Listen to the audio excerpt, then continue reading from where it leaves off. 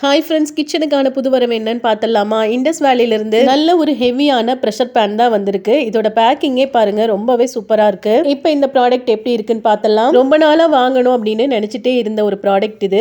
நல்ல ஒரு ஹெவியான வெயிட்ல stainless steel triply pressure pan தான் வந்திருக்கு. இதோட கெப்பாசிட்டி 3.5 லிட்டர். அழகான ஹேண்டிலோட வந்திருக்கு. இது இண்டக்ஷன்லயும் யூஸ் பண்ணலாம், கேஸ் ஸ்டவ்லயும் யூஸ் பண்ணலாம். இந்த ப்ராடக்ட் டிஷ்வாஷர் சேஃப் தான்.